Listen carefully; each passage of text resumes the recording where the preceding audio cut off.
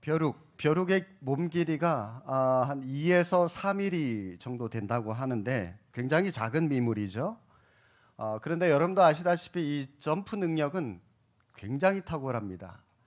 자기 몸 길이의 뭐 몇 배, 20배가 넘게, 그래서 60cm까지도 점프할 수 있다고 합니다. 대단하죠?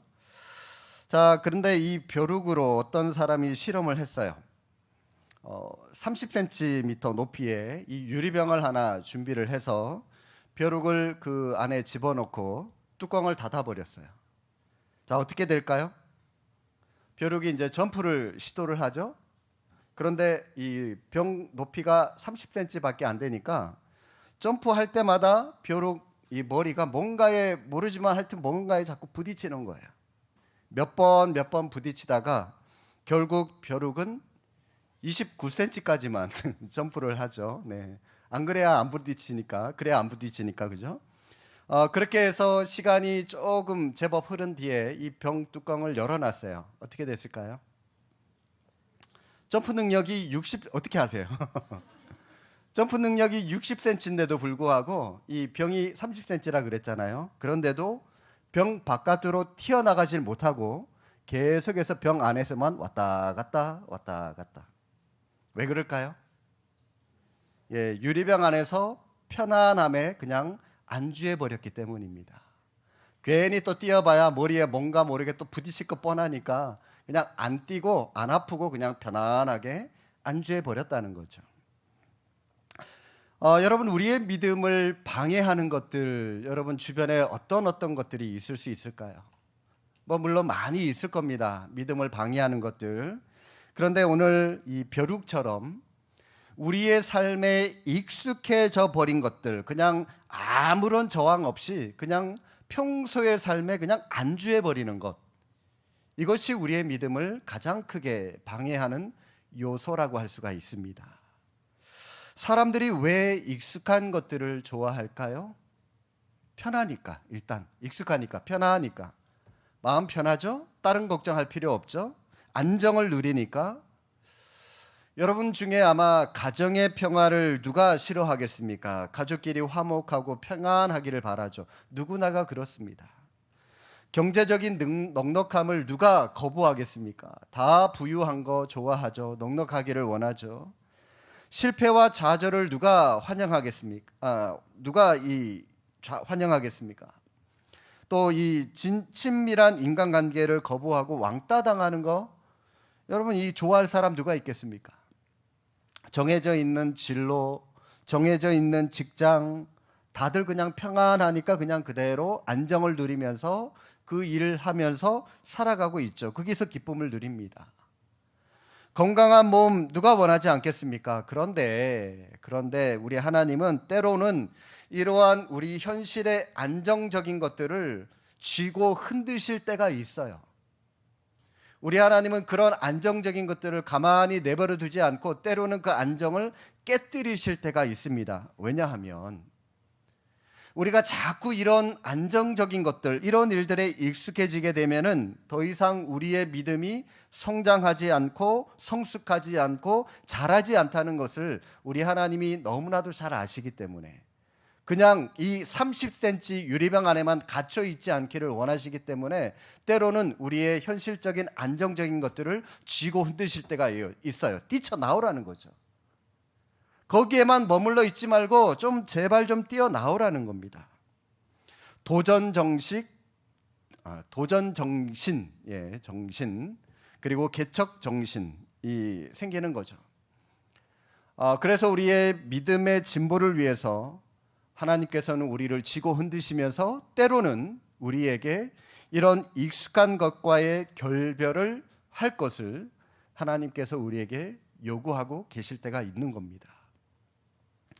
8절 말씀 한 번 더 보실까요? 믿음으로 아브라함은 부르심을 받았을 때에 순종하여 장래의 유업으로 받을 땅에 나아갈새 갈 바를 알지 못하고 나아갔으며. 여러분, 믿음이 생기면 제일 먼저 나타나는 변화는 우리의 믿음을 방해했었던 이런 익숙한 것들과 결별하는 일이 생깁니다. 여러분, 진짜 믿음이 생기면 주님을 위해서 이런 익숙한 것들을 과감하게 버릴 수 있는 용기가 생깁니다. 예수 믿은 지 10년이 넘었는데 20년이 넘었는데 아직도 세상 유행을 즐기는 분이 계신가요? 아직도 술 친구 찾아다니는 사람이 있습니까? 아직도 수다 떨고 있는 사람들이 있습니까? 스마트폰 중독에다가 목적 없이 친구들 만나서 하루 종일 몇 시간이고 수다 떨고, 여러분 믿음이 생기면 다 떨쳐버릴 수 있습니다.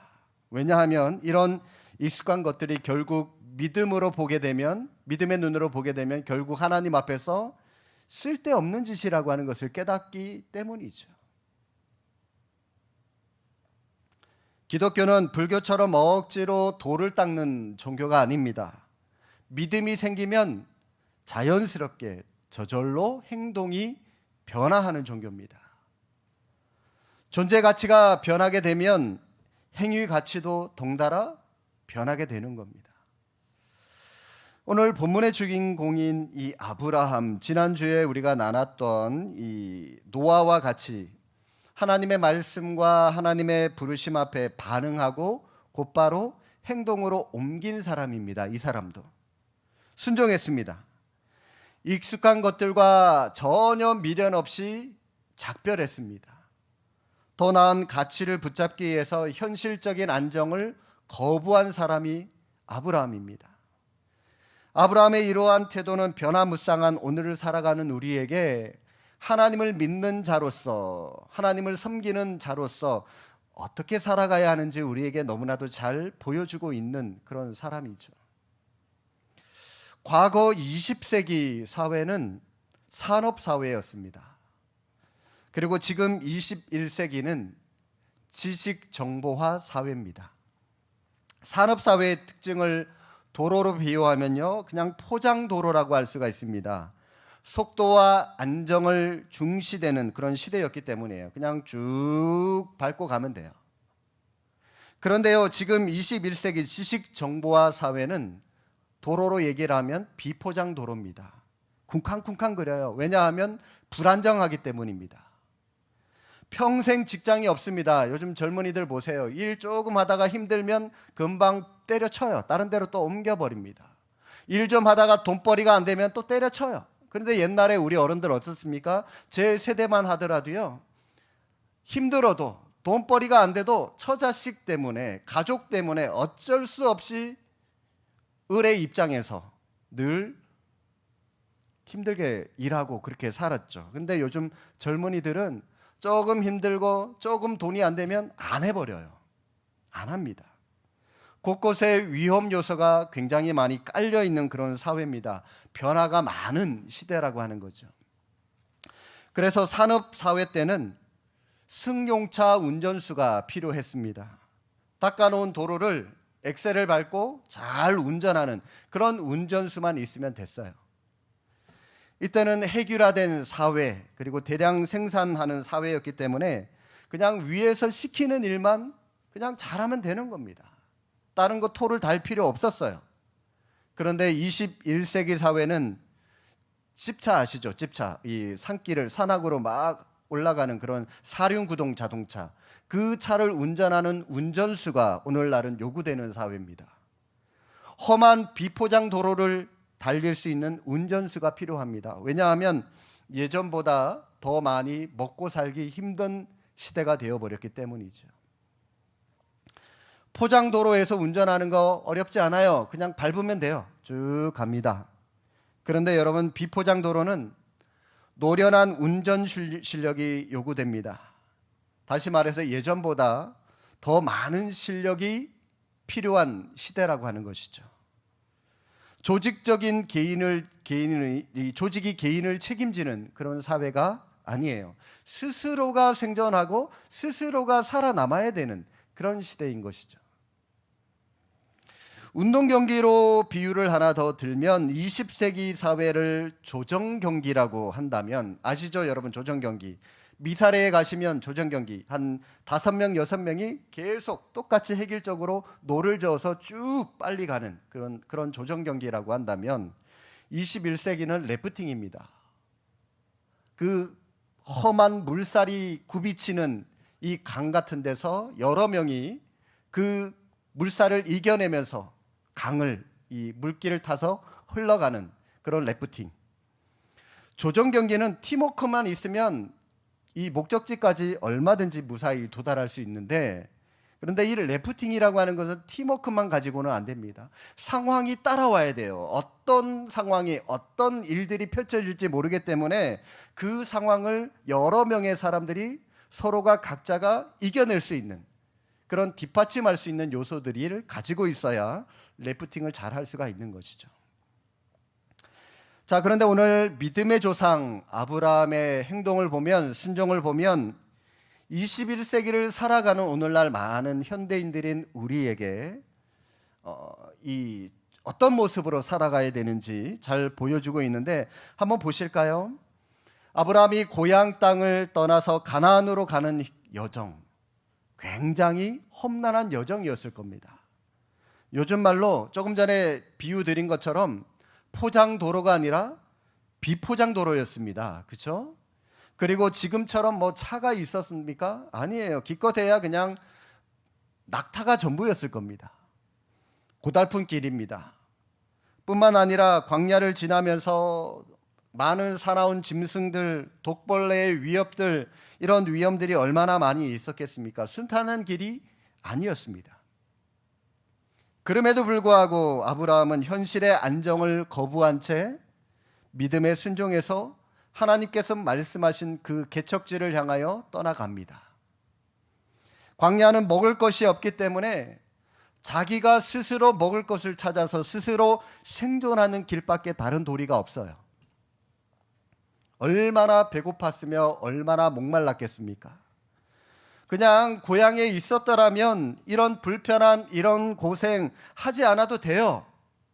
그런데 하나님의 명령이고 하나님의 부르심이었기 때문에 그는 아무런 대꾸도 하지 않고 아무런 저항도 하지 않고 믿음으로 떠나갔다는 겁니다.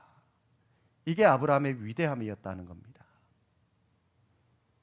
하나님께서 아브라함에게 떠나라라고 명령하실 때는 축복이 약속되어 있으니까 떠나라는 겁니다.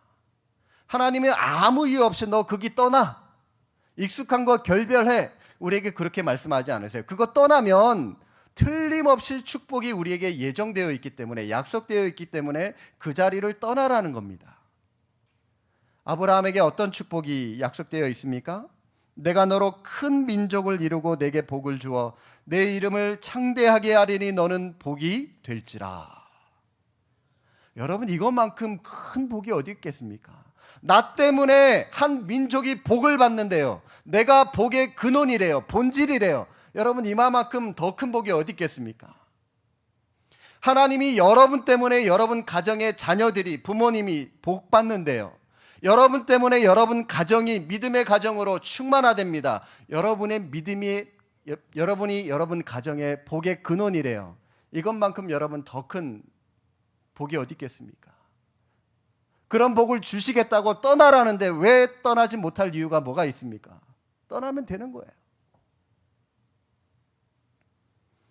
하나님이 아브라함을 불러내셔서 하나님의 백성을 일으키시겠다는 겁니다. 아브라함을 구원의 역사를 이루는 도구로 사용하시겠다는 거죠. 그게 하나님의 뜻이고 하나님의 계획이었습니다. 아브라함이 믿음으로 순종해서 나간 것은 하나님의 뜻과 계획을 받아들이는 것이고 그 뜻을 이루어드리는 모험을 감행을 한 겁니다. 여러분, 얼마나 아름답고 가치 있는 그런 모험을 한 것입니까? 자, 오늘 본문의 제목 한번 보실까요? 여러분, 주보에 모험하는 믿음이에요. 예. 아브라함의 믿음은 모험하는 믿음이었습니다. 여러분, 일반적으로 가치 있다라고 말을 할 때는 세상에 희소하기 때문에, 희소성이 있기 때문에 가치가 있다고 말을 하는 거죠. 다이아몬드가 가치가 있다고 말합니다. 왜요? 그 양이 적으니까. 목숨이 가치가 있다고 많은 사람들이 말을 합니다. 왜요? 세상에 내 목숨은 하나밖에 없으니까. 그러나 성경의 관점으로 보면 가치의 기준은 희소성에 있지 않습니다. 희소성에 있는 것이 아니라 하나님의 뜻을 이뤄드리고 하나님의 말씀에 순종하는 것이 성경의 관점에서는 가장 가치 있는 일이다라고 말씀하십니다. 아브라함이 지금 그 일을 했잖아요. 가치 있는 일. 웨스트민스터 요리문답서에 보면 첫째 질문이 있습니다. 사람의 제일 되는 목적이 무엇입니까? 여러분, 많은 분들이 암송하고 계시죠? 답변을. 뭐라고 답변 나옵니까?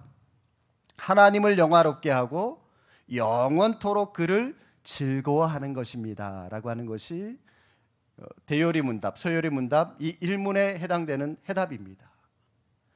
하나님을 영화롭게 하고 영원토록 그를 즐거워하는 것입니다. 성도 여러분, 하나님을 영화롭게 한다는 것은 하나님의 뜻을 이루어드린다라고 하는 것입니다. 하나님은 하나님의 뜻을 이룰 때, 우리가 하나님의 뜻을 이룰 때 우리를 가장 기뻐하십니다. 예수님도 보십시오. 하나님의 뜻을 이루어드리기 위해서 하늘 보좌를 버리고 이 땅 가운데 육신의 옷을 입고 성육신하시고 고난 받으신 거 아니냐고요. 하나님의 뜻을 이루기 위해서. 이제 우리 교회는 이제 새 성전 건축을 위해서 구체적인 설계를 진행하고 또 준비하고 있습니다. 현재 이렇게 집집마다 이 가게 경제도 어렵고 또 어떻게 보면 기자재나 인건비 그리고 대출 이자도 많이 오른 이 어려운 시기에 성전을 증축하는 거 어떻게 보면 모험하는 거죠. 모험하는 거. 그런데 여러분, 우리는 이미 이 믿음의 발을 내디뎠습니다. 10년 전에 이미 계획하고 했지만 그동안 못하다가 다시 한번 우리가 이 말씀을 붙잡고 또 성도님들의 마음을 모아서 한번 뛰어들어가 보자 해서 10년 만에 이제 다시 뛰어들었어요. 이제 믿음의 발을 내디뎠습니다. 새승전은 우리 교회에 속한 자녀들뿐만이 아니라 이 세류 지역의 다음 세대가 꿈을 키워가는 신앙의 요람이 되어야 할 줄로 믿습니다. 이 지역을 수원시에서 거룩한 동네로 만들어 가고요. 또 민족과 세계를 복음화하는 선교의 전진 기지가 되어야 되는 겁니다. 이 지역에 고통당하는 사람들 위로하고 치유하는 거룩한 공간이 되어야 하고요. 그러므로 새성전을 통해서 하나님께서 우리가 그런 일들을 한다면 틀림없이 영광을 우리 하나님께서 받으실 줄로 믿습니다. 이런 면에서 믿음으로 새성전을 건축하는 것은 하나님이 보시기에 가장 아름다운 또 가장 가치 있는 그런 모험이지 않을까, 그런 생각을 해보게 됩니다. 이 일에 헌신하는 것, 가장 가치 있는 일에 현재 우리 교회에서 헌신하는 일이라고 하는 그런 생각이 듭니다. 폴 투르니에라고 하는 사람이 있습니다. 폴 투르니에, 스위스 사람인데요. 적십자 대표를 역임했던 사람이고요. 기독교 의사입니다. 기독교인 의사고요. 그래서 기독교 심리학에 큰 영향을 끼친 사람인데요. 이 사람이 그의 책 모험으로 사는 인생이라고 하는 책을 썼는데, 그가 이 책에서 이렇게 얘기를 했어요. 198페이지에 인생이란 하나님이 지휘하시는 모험이다. 인생이란 하나님이 지휘하시는 모험이다. 저는요, 이 말에 100% 공감합니다. 인생은 모험입니다. 우리에게 매일 우리가 경험하지 못하는 새로운 날이 매일매일 우리에게 주어지죠. 앞날을 여러분 경험해보고 새날을 살아가는 사람이 있나요? 경험 안 해봤죠. 내일 경험 안 해본 날이에요. 같은 일을 반복해서 매일 그 일인 것 같지만 사실 매일마다 우리는 새로운 일을 하고 있는 겁니다. 그래서 당황할 때가 때론 있어요. 매일 살아가는 것이 모험이라는 것이죠. 이런 의미에서. 그런데 하나님께서 뭐라고 말씀하십니까? 하나님을 사랑하는 자, 곧 그 뜻대로 부르심을 자들에게는 모든 것이 합력하여 선을 이루느니라. 하나님을 사랑하는 자 누굽니까? 바로 저와 여러분들이죠. 우리에게는 모든 것, 즉 성공과 실패, 고난과 영광, 기쁨과 슬픔, 승진과 해고, 이 모든 것을 하나님이 지휘하셔서 좋은 열매를 맺게 하실 줄로 믿습니다. 하나님께서 지휘하세요, 우리의 인생을. 우리 인생의 지휘자이신 하나님께 우리 인생의 키를 맡기시기를 바랍니다. 그러면 실패도 슬픔도 고난도 다 하나님께서 우리에게 유익하도록 우리의 삶을 이끌어 가신다는 겁니다. 수많은 사람들을 감동시키는 아름다운 화음을 내는 인생으로 우리의 인생을 이끌어 가시고 변화시킬 줄로 믿습니다. 여러분, 자전거를 탈 때 페달을 밟지 않고 자전거 위에 가만히 서 있으면 넘어져요. 꼬꾸라집니다, 옆으로.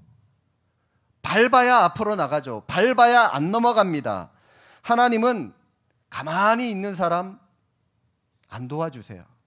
그냥 넘어지면 넘어지는 대로 그냥 내버려 두십니다. 왜냐하면 하나님은 일하시기 때문에.